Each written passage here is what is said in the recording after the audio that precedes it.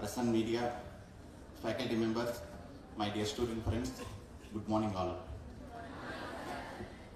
Really it is indeed great pleasure to have honorable dignitaries for conducting this job mela, and of course to select our institute for conducting this job mela. So if you can see, approximately 31 companies of different nature they have come here and planning to recruit as many number as possible. Job mela, definitely in the future, whenever support for whatever the benefits that a rural youth can get, say reasonably good put, and soon we are going for the tenders. In that process also madam helped us a lot. Thank you madam for all your support in that regard. Okay, so once again I thank the honorable minister and the district collector Eluru. Support of honorable minister sir, in which around 30 plus companies have come here today to recruit around 1500 employees who are eligible to the job roles as per the requirements of the industries. So we personally request all the candidates interested attended today for the event to utilize this great opportunity, and we thank the dignitaries for giving out this opportunity for providing employment to the youth. Thank you. మరి ప్రభుత్వం వారు కొత్తగా government form చేసినప్పుడు ఒక promise చేశారు, 20 lakh యూత్కి మనం skill development చేసి అలాగే జాబ్స్ కూడా ఇవ్వాలని చెప్పి ఎన్హాన్స్ చేసి వాళ్ళందరికీ లైవ్లీహుడ్స్ ఇవ్వడానికి, అలాగే కొత్తగా ఈ సంవత్సరం మళ్ళీ ఇండివిజువల్గా కూడా లైవ్లీహుడ్ చేయడానికి, అలాగే వాళ్ళు ఇండివిజువల్గా కూడా జాబ్స్ చేసుకోవడానికి కూడా కొత్తగా గవర్నమెంట్ ప్లాన్ చేసింది. ఫార్మర్స్ కి మనం లోన్ ఇవ్వాలి, దాని గురించి చూడండి, కొంచెం స్పీడప్ చేయండి అంటారు. ఒకరోజు ఫోన్ చేసి ఒక విలేజ్ లో డ్రింకింగ్ వాటర్ ప్రాబ్లం ఉన్నాయి అంటారు. ఒకరోజు ఫోన్ చేసి పోక్సో విక్టిమ్ కి మనం కాంపెన్సేషన్ చేసామా లేదా, ఎక్కడ దాకా వచ్చింది, ఎవరితోటి మాట్లాడలేదు, సాల్వ్ చేయాలంటే అడుగుతారు. ఇప్పుడు మనకు జాబ్ మేళా, సో అన్ని రకాల ప్రాబ్లమ్స్ సొసైటీలో ఏం నడుస్తున్నాయి అన్ని ఫస్ట్ హ్యాండ్ ఇన్ఫర్మేషన్ ఆయన దగ్గర ఉంటుంది. దానికి ఏమేం చేయాలో ఈ will not delay, next meeting అప్పుడు చెప్తాము లేకుండా అప్పుడప్పటికి ఫోన్ చేసేసి ఆ ఫాలోఅప్ చేసుకొని దానికి ఒక పాజిటివ్ అండ్ సొల్యూషన్ తీసుకోవడానికి కూడా చాలా ప్రయత్నం చేస్తారు. సో ఇప్పుడు all parts of the society అందరూ కవర్ అయిన లాస్ట్ మైల్గా ఇప్పుడు యూత్కు కూడా ఇమ్మీడియట్గా ఒక జాబ్ మేళ కూడా ఆయన పెట్టించడం జరిగింది. So it shows his commitment to serve all parts of the society. I thank you very much sir for this initiation. So మనకు ఈ జాబ్ మేళాలో భాగంగా ఏమేం క్వాలిఫికేషన్ కావాలి, ఏమేం స్కిల్లింగ్ చేసుకోవాలి, we need to be constantly doing some upskilling courses. So దానికి కూడా మనం ప్లాన్ చేసుకొని డీటెయిల్గా వర్కౌట్ చేయడం జరిగింది. అందులో ఫస్ట్ స్టెప్గా ఈ జాబ్ మేళా ఉంటుంది. ఇంకా చాలా కంపెనీస్ మమ్మల్ని అప్రోచ్ చేస్తున్నారు. సో వాళ్ళకి కావాల్సిన స్కిల్స్ ఏవే ఉన్నాయి దాన్నే స్కిల్ ల్యాబ్, స్కిల్ కాలేజ్ ద్వారా కూడా ట్రైనింగ్ ఇవ్వాలని we have planned. So I request all the youth in our district to make use of it. I thank all the companies, I thank CDAP, I thank Skill Development Corporation, and of course our Honorable Minister sir for having this initiation and making it a grand success. Thank you very much.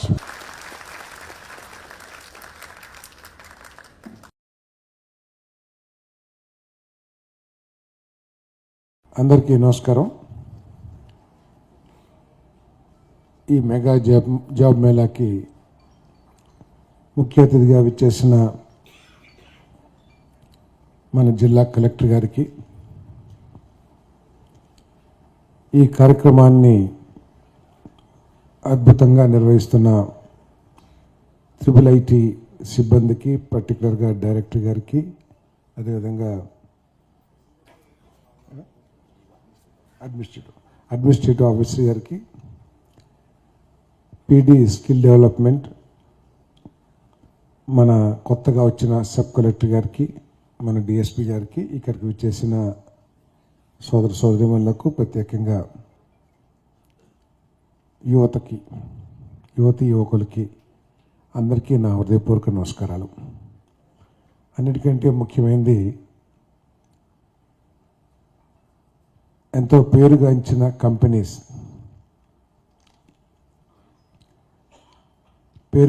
Companies అందరూ కూడా నూజివీడు ఒక దూర ప్రాంతం, మారుమూల ప్రాంతం అనలేను కానీ దూర ప్రాంతం, ఏదో విజయవాడ, విశాఖపట్నం, రాజమండ్రి అటువంటి సెంటర్స్కి అయితే ఎవరైనా త్వరగా రావటానికి ఉత్సాహం చూపిస్తారు. ఎందుకంటే అన్ని వనరులు అన్ని వసతులు ఉంటాయి కాబట్టి. కానీ మా ఆహ్వానాన్ని, ప్రభుత్వం యొక్క ఆహ్వానాన్ని మన్నించి ఇంత దూరం వచ్చి ఈ కార్యక్రమాన్ని ఇంత సక్సెస్ చేస్తున్న వివిధ ఫ్యాక్టరీ లేకపోతే సాఫ్ట్వేర్ కంపెనీస్, ఇండస్ట్రీస్ వారందరికీ కూడా చేతులెత్తి నమస్కరించి ధన్యవాదాలు తెలియజేస్తా ఉన్నాను.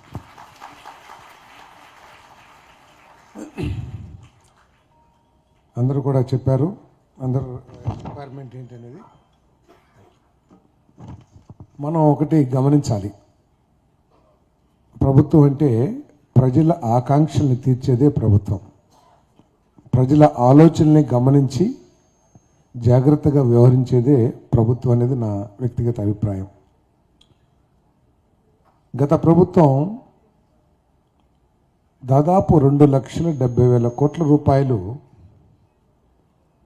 వివిధ సంక్షేమ పథకాల కింద ఈ రాష్ట్రంలోని దాదాపు 60-70% ప్రజలకు ఇచ్చామని చెప్పేసి ఇచ్చిన మాట కూడా వాస్తవమైంది. నేను రాజకీయాల గురించి మాట్లాడతలేదు, దయచేసి.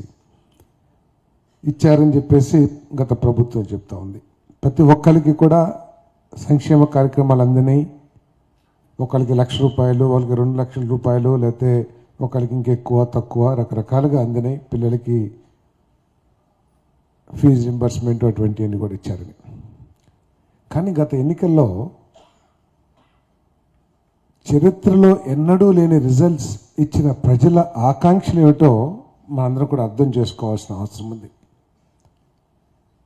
ప్రజలకి ప్రభుత్వం ఆర్థికంగా సహాయం చేయాలని పడతారు, దాంట్లో తప్పు లేదు కూడా. కానీ ప్రజలు ఆశించేది ఏమిటంటే ఈ రాష్ట్రానికి ఒక మంచి భవిష్యత్తు, ఈ రాష్ట్రంలో పెరుగుతున్న యువతి యువకులకి బంగారు భవిష్యత్తు కల్పించే భరోసా ఈ ప్రజలు కోరుకునేది. తర్వాతే సంక్షేమ కార్యక్రమాలు కానివ్వండి, లేకపోతే సహాయాలు కానివ్వండి. ఎప్పుడైతే పిల్లలకి మంచి భవిష్యత్తు ఏర్పాటు చేయగలదో ప్రభుత్వం, ఎప్పుడైతే రాష్ట్రాన్ని అన్ని రంగాల్లో కూడా ముందుకు తీసుకెళ్ళగలదో ప్రభుత్వం, ఆ పరిస్థితుల్లో ప్రజలకి సంక్షేమ పథకాలు ఎక్కువగా అవసరం ఉండవని చెప్పేసి నేను భావిస్తా ఉన్నాను. ఎప్పుడైతే కుటుంబంలో ఒక సభ్యుడికో ఇద్దరు సభ్యులకో ఉద్యోగ అవకాశాలు లభించినా, మన పిల్లలు బాగా చదువుకుని అమెరికా లేదా ఇతర రాష్ట్రాలకు వెళ్ళి బాగా సెటిల్ అయ్యి కుటుంబాన్ని పోషించుకోగలిగిన, అదేవిధంగా వాళ్ళు ఆధారపడే వ్యవసాయ రంగాన్ని బాగా అన్ని విధాలా సహకరించి సాగునీరు కానివ్వండి, ఎరువులు కానివ్వండి, లేకపోతే ఇంకా ఆర్థిక సాయం కానివ్వండి అన్నీ చేస్తే వారు ఎక్కువగా ప్రభుత్వం వైపు సంక్షేమ కార్యక్రమాల గురించి చూడాల్సినంత అవసరం ఉండదేమో అని చెప్పేసి నేను భావిస్తా ఉన్నాను. అదే మొన్న ఎన్నికల్లో ప్రజలు ఇచ్చిన తీర్పు అని చెప్పేసి కూడా భావిస్తా ఉన్నాను నేను. వారి తీర్పును గౌరవిస్తూ, ప్రజల ఆకాంక్షల్ని గౌరవిస్తూ, మన ప్రీతమ ముఖ్యమంత్రి చంద్రబాబు నాయుడు గారు ఈ రాష్ట్ర అభివృద్ధి కోసం, ఈ రాష్ట్రంలో ఉన్న యువతి యువకుల భవిష్యత్తు కోసం బంగారు బాట వేయాలని అహర్నిశలు కష్టపడుతున్నారని చెప్పేసి మీ అందరికీ సెవెనింగ్గా మనం చేస్తాను. నేను చాలామంది దగ్గర పనిచేశాను, చాలా గొప్ప నాయకుల దగ్గర కూడా పనిచేశాను. కానీ ముఖ్యమంత్రి గారి కమిట్మెంట్ కానివ్వండి, హార్డ్ వర్క్ కానివ్వండి, ఆ దూరదృష్టి కానివ్వండి, ప్రపంచంలోనే డెవలప్ అయిన అన్ని టెక్నాలజీస్ గురించి అవగాహన కల్పించుకోవటం కానివ్వండి, చంద్రబాబు నాయుడు గారే సాటి అని చెప్పేసి మీ అందరికీ మనం చేస్తామని నేను. ఆయన 14 గంటలు కంటిన్యూస్గా కూర్చుని ప్రతి విషయాన్ని కూలంకుషంగా, మనం ఒక 2-3 గంటలు కూర్చోగానే ఇసుగు, కోపం అన్నీ కూడా వచ్చేస్తూ ఉంటాయి, నిద్ర అన్నీ వచ్చేస్తూ ఉంటాయి. కానీ 9 గంటలకి రివ్యూ ఏ విధంగా మొదలుపెట్టారో అదే ముఖంలో భావనలతో రాత్రి 10 గంటల 45 నిమిషాలకు కూడా అదే భావనతో, అదే చిరునవ్వుతో, అదే ఎనర్జీతో ఆ రివ్యూని కంప్లీట్ చేశారంటే ఆయన ఎంత కమిట్మెంట్తో ఈ రాష్ట్ర అభివృద్ధి కోసం పనిచేస్తున్నాడో మీరు అందరూ కూడా అర్థం చేసుకోవాలని చెప్పేసి మనం చేస్తాం. మన కలెక్టర్ గారు కూడా ఉన్నారు. మా అందరికీ కలెక్టర్ గారికి నిద్ర రాలేదు, కానీ మా అందరికైతే అన్ని గంటలు కూర్చునేసరికి నీరసం అన్నీ వచ్చేసినాయి. మేము అటు ఇటు తిరుగుతా, ఒకసారి బయటకు వెళ్ళి ఒక కప్ కాఫీ తాగుతా, లేకపోతే ఏదో టాయిలెట్ కనో లేకపోతే 2 చిట్ చాట్ కనో అట్లా వెళ్ళి 5-6 సార్లు వేసాను. ముఖ్యమంత్రి గారు ఒక్కసారి కూడా కుర్చీలో నుంచి కదలకోకుండా కేవలం లంచ్ అరగంట, టీకి ఒక 15 నిమిషాలు, మొత్తం 1 గంట, 14 గంటలు, 14.5 గంటలు. సో ఆ విధంగా ఈ రాష్ట్ర అభివృద్ధి కోసం మరి రచనలు చేస్తూ, ఆలోచన చేస్తూ, ఉన్న అవకాశాలన్నింటినీ సద్వినియోగం చేసుకుంటూ, ప్రపంచంలో ఏ సాంకేతికత అభివృద్ధి ఉందో ఆ అభివృద్ధిని మన రాష్ట్రానికి పట్టుకురండి అని అధికారులకి ఆదేశిస్తూ, ఆ సాంకేతిక ద్వారా ఈ రాష్ట్ర ప్రజలకి మేలు జరగాలనే ఆలోచనతో ఈరోజు చంద్రబాబు నాయుడు గారు పనిచేస్తారని చెప్పేసి మీ అందరికీ మనం చేస్తాను.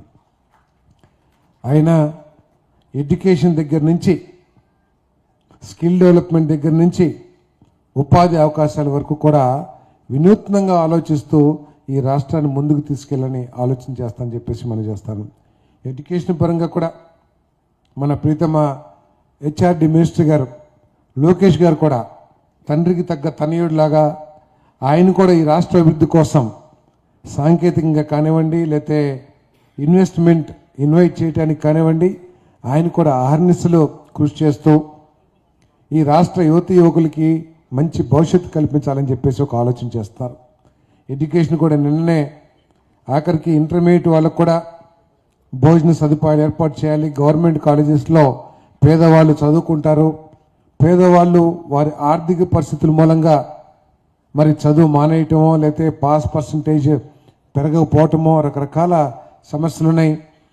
వాటిని అధిగమించడం కోసం ఏమేం చేయాలని చెప్పేసి ఆయన చాలా ఆలోచన చేస్తానని చెప్పేసి మనం చేస్తాను.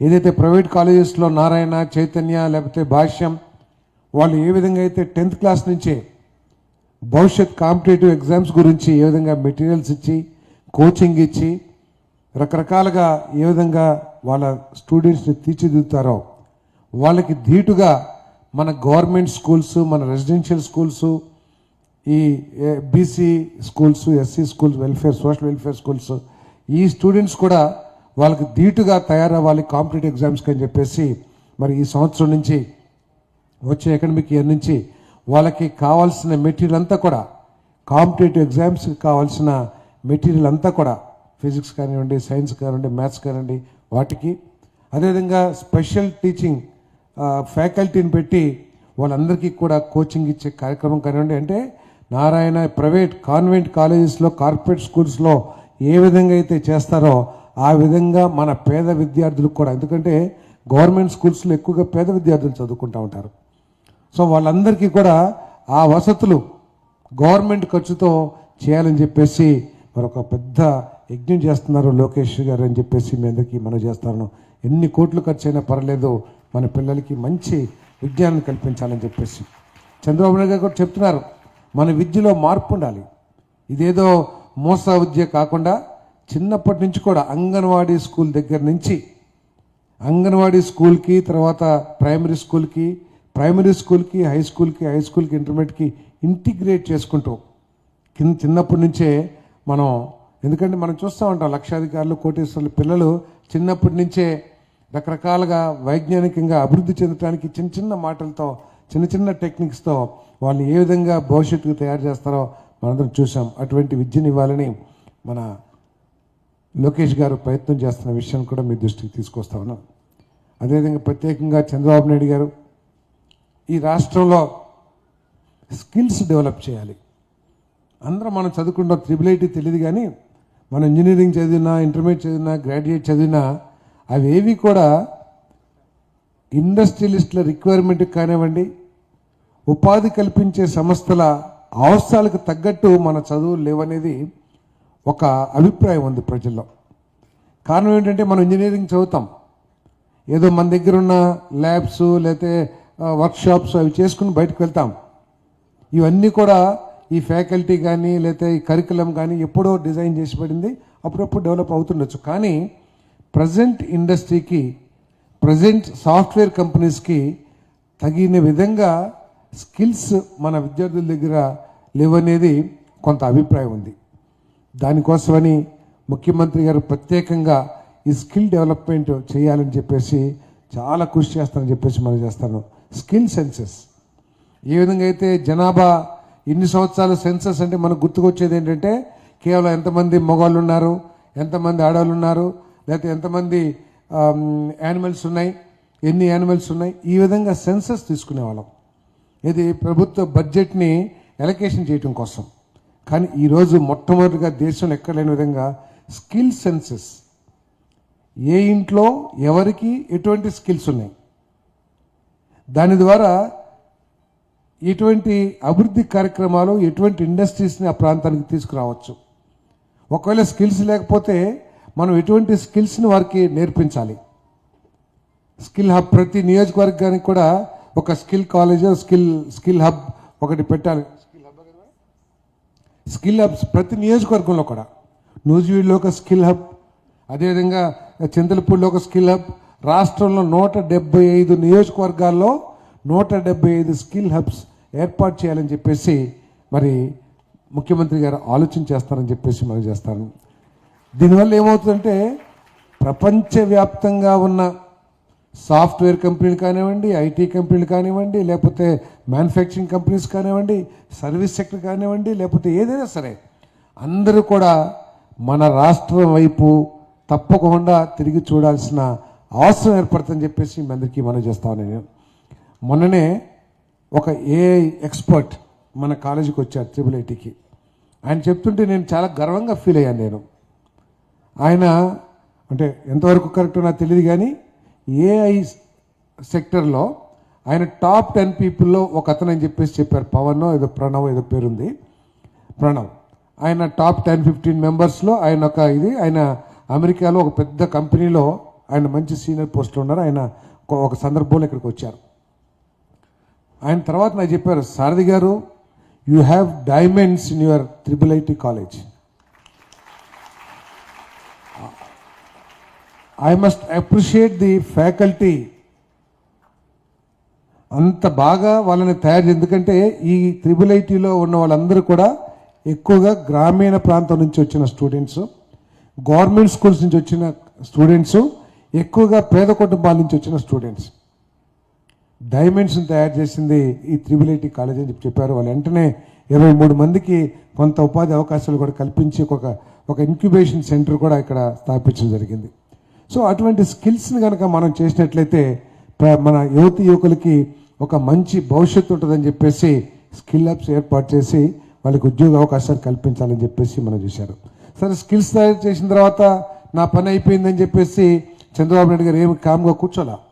10 పాలసీస్ తీసుకొచ్చారు ఈ 6 నెలల కాలంలో ఈ రాష్ట్ర అభివృద్ధి కోసం. ఇండస్ట్రియల్ పాలసీ కానివ్వండి, ఫుడ్ పార్క్ పాలసీ కానివ్వండి, ఐటీ పాలసీ కానివ్వండి, industrial development policy, MSME entrepreneur development policy, food processing policy, electronics policy, private parks policy, integrated clean energy policy, తర్వాత ఇవన్నీ కూడా 10 పాలసీస్ తీసుకొచ్చి దీని ద్వారా ఇన్వెస్ట్మెంట్ని ఈ రాష్ట్రానికి ఆహ్వానించాలనేది లక్ష్యం. నిన్ననే ఒక ఎన్టీపీసీ అందరూ అనుకుంటారు పేపర్లో 1,00,000 కోట్లు అంటున్నారు, 2,00,000 కోట్లు అంటారు, ఇదంతా అంబకరాబాయ్ ఏముండదు, అదంతా ఆఖరికి ఏముండదని. తీసుకొచ్చే కంపెనీలు కూడా మామూలు కంపెనీస్ని తీసుకురావట్లే. ఎన్టీపీసీ మన దేశ నవరత్నాల్లో అదొక రత్నం. అంటే ఉన్న మంచి టాప్ కంపెనీస్లో ఎన్టీపీసీ ఒక కంపెనీ. ఆ కంపెనీ 1,87,000 కోట్ల రూపాయల పెట్టుబడితో సోలార్ ఎనర్జీ కానివ్వండి, విండ్ ఎనర్జీ కానివ్వండి, పంప్ స్టోర్ ఎనర్జీ కానివ్వండి, మన అమోనియం తయారు చేస్తాం కానివ్వండి, అయితే కార్బన్ డిపాజిట్స్ కానివ్వండి, రకరకాల నాన్ కన్వెన్షనల్ ఎనర్జీస్ని డెవలప్ చేస్తానికి మరి వాళ్ళు పెట్టుబడి పెట్టబోతున్నారు. 1,87,000 కోట్ల రూపాయలు కేంద్ర ప్రభుత్వ సంస్థ. దాని ద్వారా 1,06,000 మందికి ఉద్యోగ అవకాశాలు. మనం చూసాం గూగుల్ ప్రపంచవ్యాప్తంగా పేరు పొందిన కంపెనీ. లోకేష్ గారి అమెరికా ట్రిప్ మూలంగా ఆయన అమెరికాలో చేసిన సంప్రదింపుల ద్వారా వెంటనే ఆయన అమెరికా నుంచి ఇండియా వచ్చిన 10 రోజుల్లోనే ఆ కంపెనీ యాజమాన్యం మన అమరావతికి వచ్చి ముఖ్యమంత్రి గారి సమక్షంలో మన రాష్ట్ర ప్రభుత్వంతో అగ్రిమెంట్ చేసుకెళ్ళిందని చెప్పేసి మీ అందరికీ సవినీయంగా మనం చేస్తాను. అదేవిధంగా ఒరిస్సా వెళ్ళిపోయిందని అందరూ చెప్పుకున్నారు. ఆస్లరీ మిట్టల్ స్టీల్స్ ఏదైతే ఉందో అది ఒరిస్సాలో ఏర్పాటు చేస్తున్నారని చెప్పేసి మనందరికీ నాతో సహా తెలిసిన విషయం. కానీ వారు మన రాష్ట్రంలో ఇప్పుడు చంద్రబాబు నాయుడు గారు వచ్చిన తర్వాత ఈ రాష్ట్రంలో పెట్టుబడి పెట్టాలని, కొన్ని వేల కోట్ల రూపాయలు పెట్టుబడి పెట్టాలని మరి ఈరోజు అగ్రిమెంట్ చేసుకున్నారని చెప్పేసుకొని మనం చేస్తాం. 1-2 సంవత్సరాల్లో అది పూర్తి కాబోతుంది. అదేవిధంగా రిలయన్స్ వాళ్ళు దాదాపు 65,000 కోట్ల రూపాయల పెట్టుబడితో 500 యూనిట్స్ ఏది కంప్రెస్డ్ బయోగ్యాస్, మనకి ఏదైతే వేస్ట్ ఉంటుందో వ్యవసాయ వేస్ట్ ఆధారంగా మనం గడ్డి అంతా కూడా పడేస్తూ ఉంటాం. అదేవిధంగా జొన్న కర్రలు కూడా పడేస్తూ ఉంటాం. లేకపోతే ఇంకా రకరకాలుగా వ్యవసాయంలో అంతే అనేక వేస్ట్ ఉంటుంది. ఆ వేస్ట్ ఆధారంగా ఇక్కడ ఏమీ పండని స్థలాల్లో నేపియర్ గ్యాస్ పెంచి ఆ గ్యాస్ ద్వారా 65,000 కోట్ల పెట్టుబడితో కంప్రెస్డ్ బయోగ్యాస్ పెడతానికి మరి మొన్ననే అగ్రిమెంట్ చేసుకున్న విషయం కూడా తెలిసింది. ఇవన్నీ కూడా చిన్న కంపెనీలు లేకపోతే కోట్లు వేసుకొచ్చి సంతకాలు పెట్టిన కంపెనీలు కాసమా, వీటన్నిటికీ కూడా ప్రపంచంలో ఒక స్థాయి కలిగిన కంపెనీలు. సో ఇవన్నీ వస్తే మనందరికీ ఎటువంటి భవిష్యత్తు ఉంటుందో ఒకసారి ఆలోచించేయమని చెప్పేసి మనం చేస్తాను. కాబట్టి యువకులందరూ కూడా స్కిల్స్ నేర్చుకుని ఈ ప్రభుత్వం చేస్తున్న ప్రయత్నాలన్నింటినీ సద్వినియోగం చేసుకుని మీరందరూ కూడా మంచి భవిష్యత్తు కలగాలి అనేది ఈ రాష్ట్ర ముఖ్యమంత్రి గారి అభిప్రాయం అని చెప్పేసి కూడా మీకు మనం చేస్తాను. వీటితో పాటు అనేక పేద వర్గాలు ఎవరైతే చేతి వృత్తుల మీద ఆధారపడి ఉంటారో, గొర్రెల కాపర్లు కానివ్వండి లేదా నాయి బ్రాహ్మణులు కానివ్వండి, వాళ్ళకు కూడా ఆర్థిక సాయం చేసి వారి వృత్తుల్లో ఇప్పుడు అదేమి ఒట్టి ప్రతి ఒక్కరు కూడా సాఫ్ట్వేరు లేకపోతే ఆర్టిఫిషియల్ ఇంటెలిజెన్స్ మీదే ఆధారపడక్కర్లా. మనం చేసే కార్యక్రమం ఏదైతే ఉందో అవన్నీ కూడా మానవాళికి అవసరమని, గొర్రెల పెంపకం మానవాళికి అవసరం, నాయ బ్రాహ్మణులు చేసే సెలూన్ కంపల్సరీగా కావాల్సిందే ప్రతి ఒక్కరికి కూడా. అదే ఏఐని కానివ్వండి, సాంకేతికతను కానివ్వండి, దాంట్లో మనం జోడించినట్లయితే ఇంకా బెటర్గా వాళ్ళు ఆదాయాన్ని పెంచుకోవడానికి అవకాశాలు ఉంటాయి. కాబట్టి వాళ్ళకు కూడా ఆర్థిక సాయం చేసే కార్యక్రమాన్ని ఈ ప్రభుత్వం చేస్తుందని చెప్పేసి కూడా ఈ సందర్భంగా మీ అందరికీ తెలియజేస్తా ఉన్నాను. దాంతోపాటు మరి ఇరిగేషన్ కానివ్వండి, వ్యవసాయం కానివ్వండి, మీ కుటుంబాలు మీ తల్లిదండ్రులు అందరూ కూడా ఎక్కువ మంది వ్యవసాయం మీద ఆధారపడి ఉన్నారు. వారికి కూడా అండగా ఉండే విధంగా ఈ ప్రభుత్వం ఆలోచిస్తుందని చెప్పేసి మీ అందరికీ సెవెన్గా మనవి చేస్తూ మరి ఈ కార్యక్రమాన్ని ఏర్పాటు చేసిన అందరికీ కూడా నేను ప్రత్యేకంగా ధన్యవాదాలు తెలియజేస్తా ఉన్నాను. మన ఏలూరు జిల్లాకి మంచి అధికార యంత్రాంగం ఉంది. అందరూ కూడా వెంటనే మన కలెక్టర్ గారు ఏది చెప్పినా కూడా వెంటనే స్పందించి, ఇప్పుడు నేను ఆమె గురించి చెప్తే ఆమె నా గురించి చెప్పి పొగుడుకున్నట్టు ఉంటుంది, కానీ వాస్తవాలు చెప్తా ఉన్నాం మీకు. మన కలెక్టర్ గారు ఏ విషయం చెప్పినా కూడా వెంటనే స్పందించి సంబంధిత అధికారులతో మాట్లాడి ఫలానా ఇది సార్ ప్రాబ్లం, ఇదైతే చేయగలము, ఇది చేయలేము, రెండు కరాఖండిగా చెప్పే మంచి అధికారిని చెప్పేసి కూడా మీ అందరికీ మనం చేస్తాను. ఏదో మంత్రి గారు చెప్పారు కదా అని చెప్పేసి అయ్యేది అవ్వంది చేస్తాం సార్ అని చెప్పేసి తప్పించుకునే తత్వం కాకుండా ఈ విధంగా చేయొచ్చు సార్, ఈ విధంగా అయితే అవుతుంది, ఇది కాదు సార్ అని చెప్పేసి చక్కగా మరి యంత్రాంగాన్ని అంతా కూడా చక్కగా నాయకత్వంలో ముందుకు తీసుకెళ్తున్న మంచి అధికారిని మనకుంది. అదేవిధంగా కొత్తగా సబ్ కలెక్టర్ గారు వచ్చారు. తప్పకుండా ఈ అధికారులందరూ కూడా ప్రభుత్వ ఆలోచనకి అనుగుణంగా పనిచేస్తూ మనందరికీ కూడా సేవలు అందించడానికి మరి సిద్ధంగా ఉన్నాం. మొన్ననే ఇదే నియోజకవర్గంలో బ్యాంకర్స్ అందరినీ కూడా పిలిచి ఈ నియోజకవర్గంలో గొర్రెల కాపర్లకు కానివ్వండి, చేతి వృత్తుల వాళ్ళందరికీ కూడా ఆర్థిక సాయం చేయాలి. ఏదైతే కేంద్ర ప్రభుత్వం బ్యాంకుల్లో అనేక పథకాలు పెట్టింది పేదవాళ్ళకి ఆర్థిక సాయం చేయడానికి, కానీ అవన్నీ తెలియక వాటి గురించి అవగాహన లేక ఎవ్వరు కూడా దాన్ని వాడుకోలేరు. ఎవరో నిజంగా ఆ వృత్తుల మీద ఆధారపడిన వాళ్ళు వాడుకోరు. ఎవరో నాబోటి వైట్ కాలర్ గాళ్ళు ఏదో పేరు పెట్టేసి వాటిని వాడుకుంటాం, వాటిని తినేసి ఏదో మేమేమో నాబోటి రాజకీయ నాయకుడు మేము ఇంత ఇచ్చాం అంత ఇచ్చాం అని చెప్తారు. కానీ నిజంగా ఎవరైతే వినియోగించుకుని పైకి రాగలరో వాళ్ళకి అందే పరిస్థితులు చాలా తక్కువగా ఉన్నాయి. బ్యాంకులు కూడా దురదృష్టం ఏంటంటే వాళ్ళు ఏదో ఆ పథకాలని ప్రభుత్వం డిజైన్ చేసిన పథకాలని మొక్కుబడిగా చేస్తున్నాయి తప్పితే బాధ్యతగా చేయట్లేదు అనేది ప్రజల్లో ఒక అభిప్రాయం కూడా ఉందని చెప్పేసి మనం చేస్తాను. బ్యాంకర్స్ నేను రిక్వెస్ట్ చేస్తా ఉన్నాను, పేదవాళ్ళకి సాయం చేయండి. మీ బ్యాంకులకి ఎగ్గొట్టిన వాళ్ళు ఎవరైనా ఉన్నారంటే వాళ్ళు పెద్ద పెద్ద పారిశ్రామికవేత్తలు ఎగ్గొట్టారు, కానీ ఈ పేదవాళ్ళు ఎగ్గొట్టింది లేకపోతే ఎక్కడ కూడా అటువంటిది ఉండదు. వాళ్ళు బాధ్యతతో తిరిగి కట్టేవాళ్ళు. కాబట్టి మీరు కొంచెం బ్యాంకర్స్ అందరూ కూడా మరి ముందుకు రావాలి ఇటువంటి సాయం చేస్తానికి. మనం ఒక మీటింగ్ పెట్టుకున్నాం మొన్ననే, దాదాపు 500-600 అప్లికేషన్స్ వచ్చినాయి. మరి ఒక ఏజెన్సీని పెట్టించి దాదాపు 125 అప్లికేషన్స్కి ఎలిజిబిలిటీ అవన్నీ ఉన్నాయి. ఎందుకు పెట్టామంటే బ్యాంక్ వెళ్ళంగానే సిబిల్ అంటారు. మరి గొర్రెలు కాసిన వాడికి సిబిల్ అంటే ఏం తెలుసు? ఇక ఆ సిబిల్ అనగానే భయపడి ఇంకో బ్యాంక్ మొహం కూడా చూడ్డు అతను. అందుకని ఒక ఏజెన్సీని పెట్టి వాళ్ళ గత ఫైనాన్షియల్ ట్రాన్సాక్షన్స్, వాళ్ళ బ్యాంక్ అకౌంట్స్ని తీసుకుని సిబిల్ రేట్లు ఇవన్నీ కూడా చూసి వాళ్ళకి లోన్లు ఇచ్చడానికి నేను కూడా ఇక్కడ నియోజకవర్గంలో ప్రయత్నం చేస్తానని చెప్పేసి మనం చేస్తాను. సరే, అభివృద్ధి కార్యక్రమాలు అవన్నీ కూడా చాలా జరుగుతున్నాయి.